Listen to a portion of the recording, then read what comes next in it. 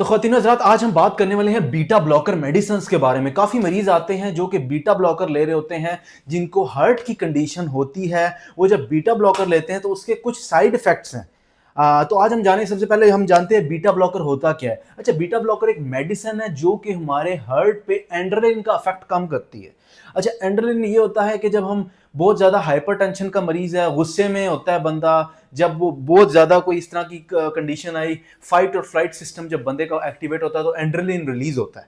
ठीक है, for example आपके पीछे एक डॉग लग गया और आप भाग रहे हैं तो एड्रेनलिन रिलीज हुआ है, उससे हमारी पूरी बॉडी जो है ना वो मतलब वैजो कंस्ट्रिक्शन हो जाती है हमारी वेसल्स की, तो एड्रेनलिन तब यूज होता है। अगर एक इंसान स्ट्रेस में रहता है, हाइपरटेंशन है, वो एड्रेनलिन तब रिलीज होना शुरू हो जाता है जब वो नॉर्मल बैठा हुआ है। तो उसके काफी नुकसान होते हैं, तो उसको कंट्रोल करने के लिए जो डॉक्टर्स हैं वो बीटा ब्लॉकर्स देते हैं। इसके नुकसानात क्या होते हैं? अब इसके नुकसानात पे अगर हम आते हैं ना, तो इसमें हार्ट रेट बहुत स्लो हो जाता है, क्योंकि देखिए एड्रेनलिन हमारे हार्ट रेट को तेज करता है। आप बहुत तेज भाग रहे हैं तो एड्रेनलिन रिलीज होगा, और हमारे पीछे अगर कोई डॉग पड़ गया, कोई ऐसी कंडीशन आ गई है, गुस्से में आ गए, एड्रेनलिन का असर होता है कि हार्ट रेट तेज कर देता है। लेकिन बीटा ब्लॉकर क्या करता है हाइपरटेंशन वाले मरीज को, कि उसका हार्ट रेट स्लो कर देता है, बीपी उसका लो हो जाता है, उसके बाद थकन, weakness, cold hands, sweats, exercise tolerance कम हो जाती है, स्लीप डिस्टर्बेंस हो जाती है आप लोगों को, और इरेक्टाइल डिसफंक्शन तक के मसले हो जाते हैं। अगर आप लोग बीटा ब्लॉकर ले रहे हैं तो आप लोगों को ईडी भी हो जाता है। अच्छा, अब देखिए, जब आप लोग बीटा ब्लॉकर लेते हैं तो इसके नुकसानात में काफ़ी चीज़ें आ रही हैं। ठीक है, तो इस वजह से बीटा ब्लॉकर जो बंदे ले रहे हैं, काफ़ी टाइम से ले रहे हैं, तो उनमें ये इरेक्टाइल डिसफंक्शन के मसाइल होते हैं।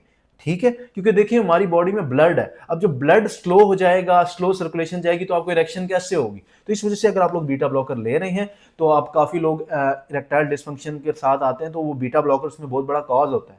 ठीक है, कार्डियक कंडीशन है तो बीटा ब्लॉकर डॉक्टर आपको देता है, तो आप लोगों को इरेक्टाइल डिसफंक्शन होना शुरू हो जाता है।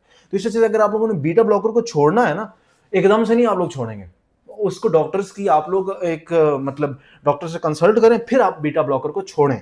तो इस वजह से इन मेडिसिन से बचने के लिए सीधी बात ये है कि भाई एक्सरसाइज करें।